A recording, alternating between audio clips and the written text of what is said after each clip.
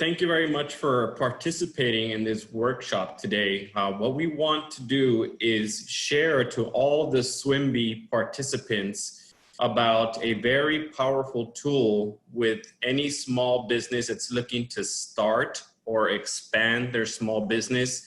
It's very important to lay out a certain roadmap of how you're going to start that small business. How are you going to expand that existing business and go to that next phase? We all have those plans in our mind, but we need to make sure that we place them in a visual format, in a document, something that can be shared with other parties, either internally or externally, to accomplish the mission of growing or starting a small business. I want to take this opportunity as well to thank the SWIMBY event, and it's great that this is going on virtually and still providing great content to the community. And I'm really thankful for Bexar County and all the hosts that participate in putting the SWIMBY event together. So really want to thank the opportunity for being able to share this content with you today. So just to give you a brief intro of who we are at the UTSA Small Business Development Center. We are a program that's pre-funded by the federal government and the state government to help out small business owners in our community. We service Bexar County and surrounding 10 other counties. And what we do is we provide one-on-one advising to anybody that needs help in relation to small business. We also have a robust network of workshops that we're able to provide as well. And all of our workshops are on the content of small business, the topic of small business, getting started, planning, legal aspects, accounting, record keeping aspects, marketing. So we have a real robust workshop curriculum that we're able to share with the community. And the San Antonio area is, quite frankly, very, very blessed to have many organizations out open to help out small businesses and individuals venture into entrepreneurship. So we encourage the community to take and leverage all the resources that are out there in the space. So aside from the Small Business Development Center and the training and advising that we do to small businesses, we also have at the UTSA Institute of Economic Development specialty centers that focus in certain areas as well. So we have an international trade center helping out small businesses that are getting involved in importing and exporting. They also assist any foreign investors, foreign individuals that are interested in opening up a small business in our community. They help them out with that process. So they are a real busy office in regards to our proximity to other countries here nearby in South Texas. So they stay quite busy. We also happen to have a procurement technical assistance center, and they stay busy as well. They get involved with small businesses that want to venture into exploring opportunities to be a vendor and a provider to government entities, either on the local, the state, or the federal level. There's many opportunities for small businesses to interact with government entities and to be a vendor and a provider to the government. So the Procurement Technical Assistance Specialty Center helps out those small business owners that are looking to venture into that arena, into that space. And another one that I like to highlight is we have a Small Business Development Center Net, SBDC Net, and they are a research department that helps us as advisors at the SBDC provide formal research, content, information, data, demographics, industry insights, all good stuff in relation to content that's going to be included in a business plan, in a marketing plan, or decisions like site selecting for the small business. Where do they want to open up shop? There's many aspects as to how small business owners can leverage that insight, data, and research that the SBDC Net can provide.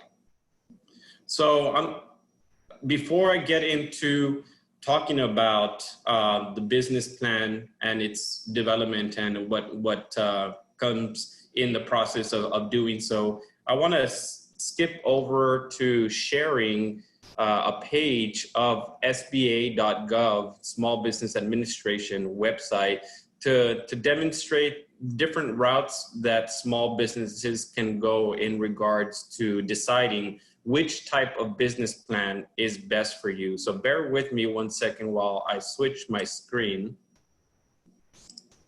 So now I'm showing here a website of the Small Business Administration, and they specifically share some information about the process of writing your business plan. So the business plan is a tool that helps you run and operate your business, helps you also start, helps you with an expansion stage of the business. And what's important is to make sure that you pick which business plan format works best for you and the stage that you're in your business. The two formats that the SBA lays out here on their business guide is one, first, the traditional business plan, and second, the lean startup plan. So the traditional business plan is the one that's used quite often and requested often by external parties. It's a very detailed document. It takes some time commitment to put together. It's time equity from the business owner to draft up and work on this document, this plan. And it's quite comprehensive. And typically, the traditional business plan is used to attract capital to the business, the startup or the expansion, maybe a lender, maybe an investing partner. Those are the most typical external uses of the traditional business plan.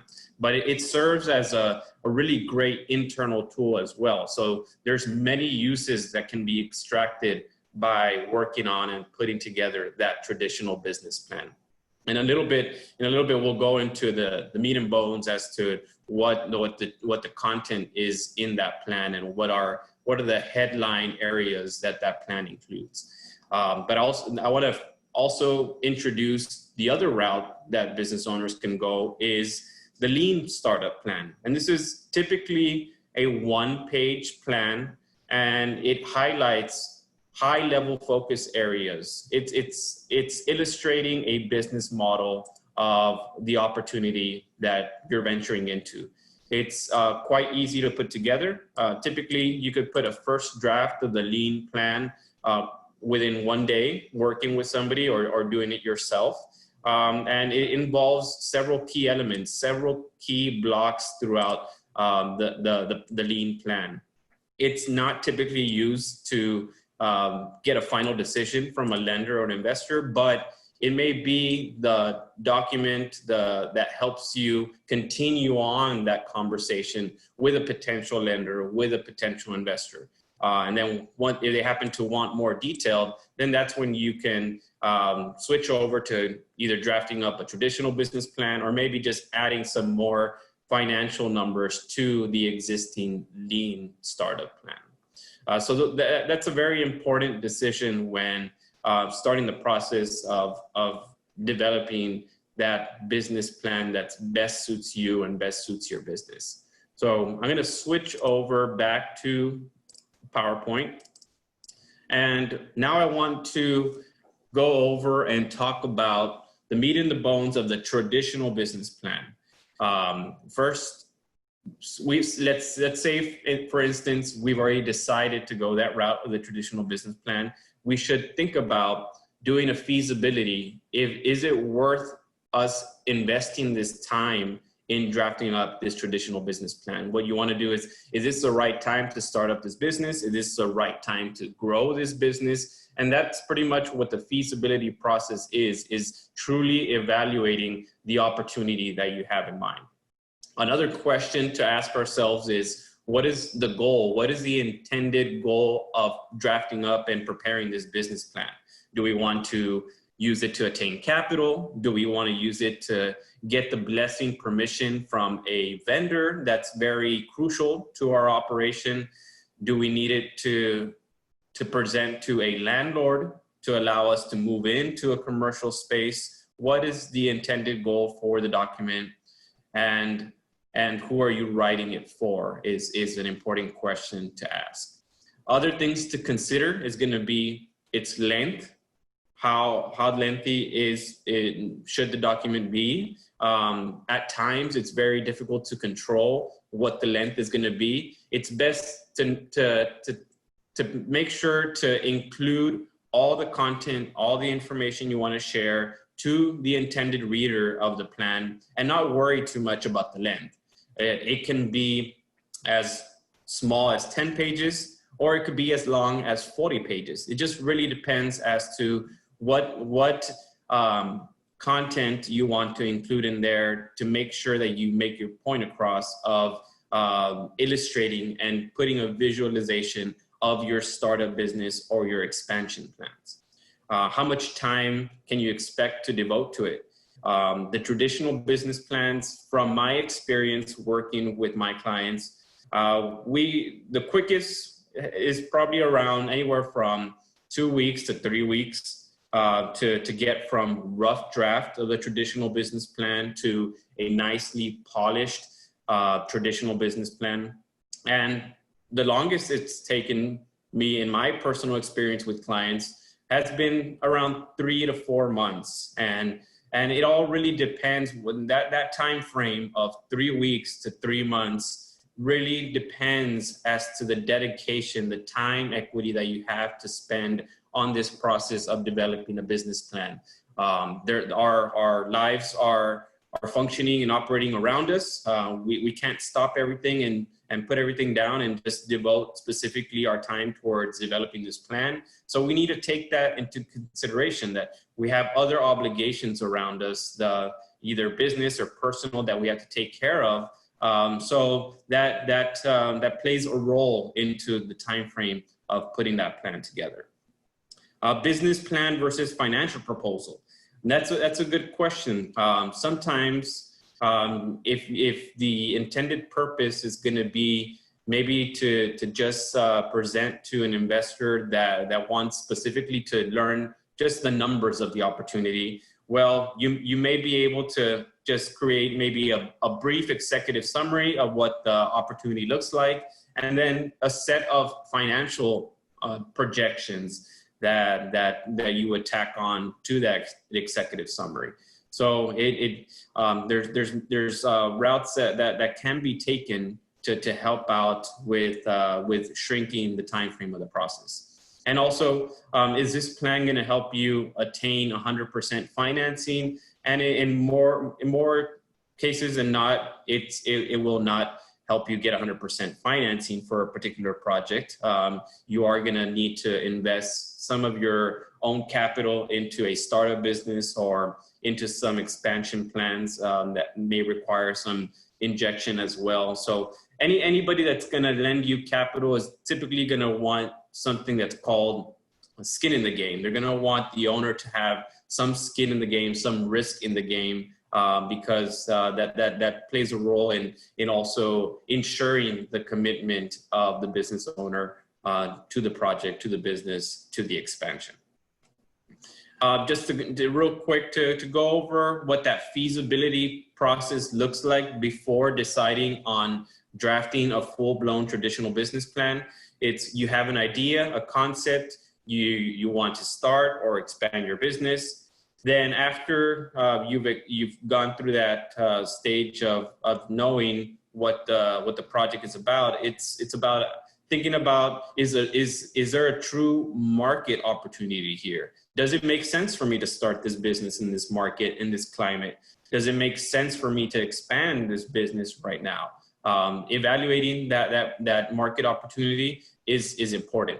And then what are some requirements that this growth or this startup gonna need? Is what type of experience, what type of time commitment, what type of capital is going to be needed for this project. And then once those three aspects are evaluated, you're able to get a better feel as to, does it make sense for me to invest the process in drafting up a traditional business plan? Because once you start that journey, like I mentioned earlier, it can go anywhere from 3 weeks to 3 months to complete that business plan. So we want to take some time, go through this feasibility process, and make sure that it makes sense to work on this business plan. Just to give an idea as to what the structure looks like of a traditional business plan, there tends to be a cover letter that includes a logo of a plan, of a business, excuse me. There is also a table of content, which is going to lay out all the different segments and areas of the plan itself. There is the plan, which is the narrative portion of the plan, the written portion, paragraph portions of different topic areas of the plan. And then there's a financial portion as well. Typically, if it's a startup business, it's going to be projections of what revenue, what expenses, what's the startup capital look like of that startup.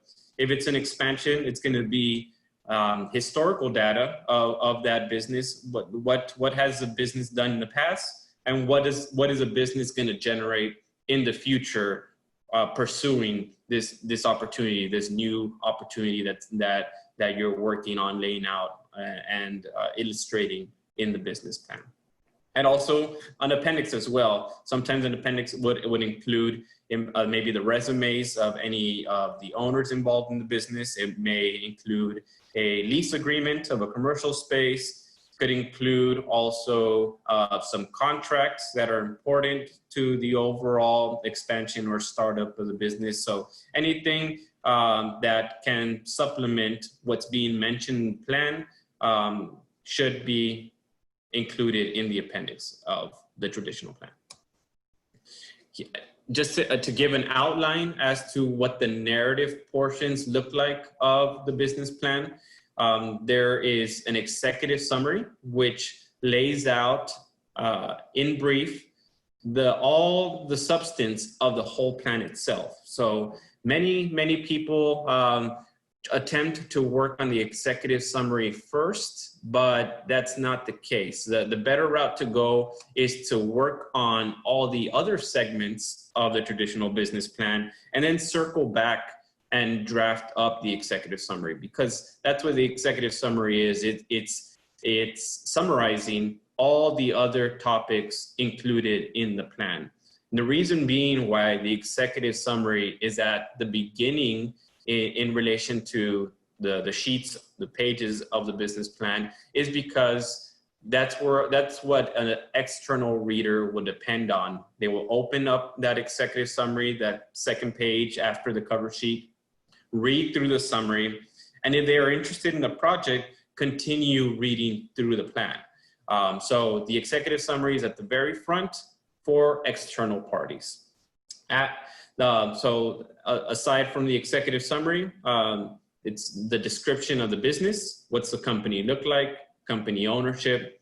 What does the operation look like? What's the management? What's the personnel? What's the flow of the sales? The flow of the expenses look like? Flow of inventory look like? What does the market look like? Who is your target market, and who are you intending to provide this product or service to? And that market is a real key aspect of the plan. Many external, like a bank, an investor, wants to know that you clearly understand who you're going after, who you're intending to sell that product or service to. And they typically want to see it pretty quantified in regards to seeing numbers of what that market looks like. Then once that market has been identified, then talking about what's a sales strategy of building awareness towards that market and closing those opportunities. So what's that sales and marketing strategy going to look like to accomplish and convince this market to purchase your product or service? In the management profile, you would list any owner operators that are going to be running the business, any personnel that's going to be needed, any contract work labor that's going to be needed to bring to the table. All that would be laid out in the management side of the plan. And then the financial analysis will, in brief, summarize what's included in the financial projections of the plan. What do the sales look like? What do the expenses look like? What's the net profit look like? What is the growth trajectory look like of the business when looking at the balance sheet of the business? What does a cash flow look like? Very important. Some businesses do not get paid right away. They have to wait 30, 60, 90 days. So what's the cash flow plan look like of making sure that the business takes care of its obligations while that money flows into the business? So all that is laid out in the financial segment of the traditional business plan. So that's a real quick introduction of what the business plan is. Us at the UTSA Small Business Development Center, we can be of assistance to you.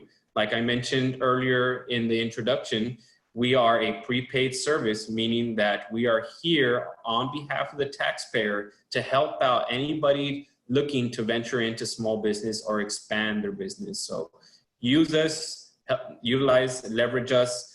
We can help out with that business plan process. And here on the screen, you'll see our contact information, our phone number, 210-458-2460, and our website, www.usasbdc.org.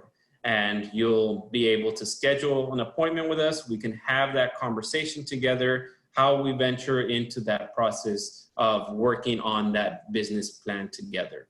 And with the intention of helping you, that business plan intending to help you accomplish your goals and your aspirations in small business. And thank you very much for your time.